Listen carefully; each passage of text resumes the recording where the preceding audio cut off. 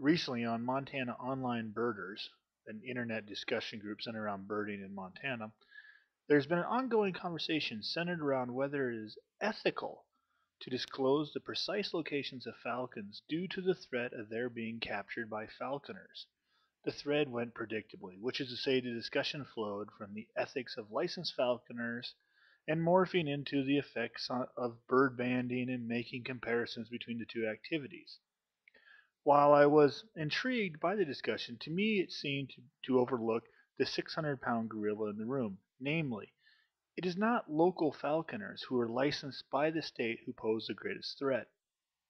Rather, it is the international illegal falcon trade that sends thousands of falcons to the Middle East. The illegal trade in falcons stems from the Arabs' world desire for the birds, which are viewed as status symbols. The young birds are taken from the wild and smuggled into these countries where they can fetch hundreds of thousands of dollars for the smugglers.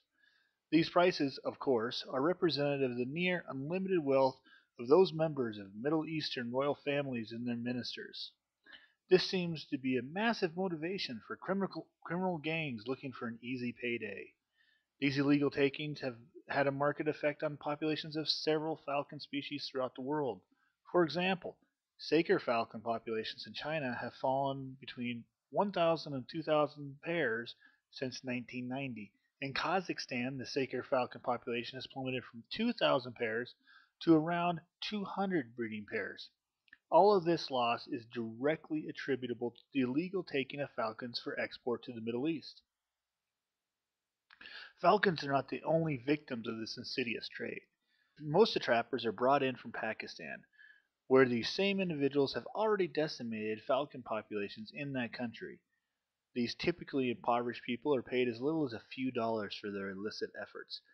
The gangs maintain the trappers in dependent poverty, and therefore they will continue trapping falcons.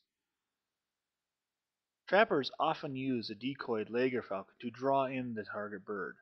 Once noosed, the falcon is stuffed into a thermos or tube for transport that can last nearly a week in some cases. This initial humiliation is but the first of many cruelties. Often, corrupt public officials are paid off to allow the unfettered exit of the birds from their respective countries. The level of corruption has reached the point where the illegal falcon trade has been characterized as not a person to person trade, but rather a government to government trade. Tradition once held that the falcons were to be passing birds that were coming through the Gulf regions, that were captured in the fall and then released after the hunting season in the spring. However, this tradition is dying out as commercialism and its companion, clinging to possessions, has pervaded the Arabic world. The birds are now kept indefinitely, and they are more likely than not to die in captivity as their keepers regularly lack proper care, knowledge, and compassion. Arabic culture possesses a long standing tradition of falconry. Owning a falcon is a sign of wealth and prestige. And with the influx of oil money, the disease of one-upsmanship has infected the society with a terminal diagnosis. It is no longer enough to have a single falcon over the winter and then release it. Now one has to have aviaries filled, in some cases hundreds of falcons. While the Arab world clings to its outmoded notions of masculinity and opulence, the rest of the world has begun to cry foul. In the wake of the international uproar over the illegal falcon trade, the UAE has actually gotten the sport classified as a world intangible heritage by UNESCO. The duplicity of the United Nations is staggering as they embrace the tradition with one arm and battle the illegal falcon trade through CITES with the other. CITES lists 6 falcon species as particularly impacted by the falcon trade: the Lanner falcon, saker falcon, Lager falcon, Barbary falcon, peregrine falcon, gyr falcon. These species are deemed the most desirable for their prowess, trainability, and speed for those willing to possess them.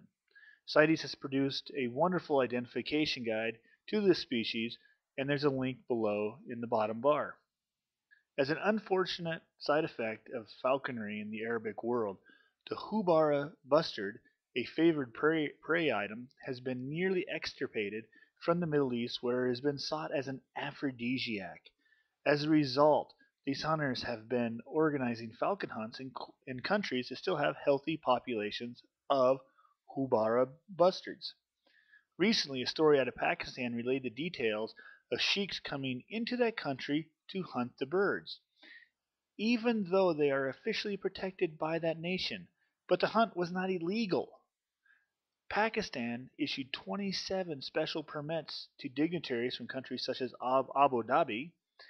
The situation seems to be repeated the same old tired paradigm. If money can be made, the hell with the wildlife. If falconry continues with this species as the primary prey item, it will be extinct as a wild breeding bird very soon. So back to the original discussion. Should we disclose the locations of peregrine falcons and gyrfalcons? My answer is it's complicated. The more bird friendly folks observe these species, the greater the collective desire will be to protect them. But the profit motive is always present, and in these economic times, many people are looking for any way to keep a roof over their heads. So I say let's use our best discretion when communicating the locales of falcons amongst ourselves, birders that is. Instead of being precise as the third utility pole from the intersection of Jones Road and First Avenue, say something like south of town, and invite those interested in the bird to call or email you for more precise directions. This way we can share our sightings and protect the falcons at the same time.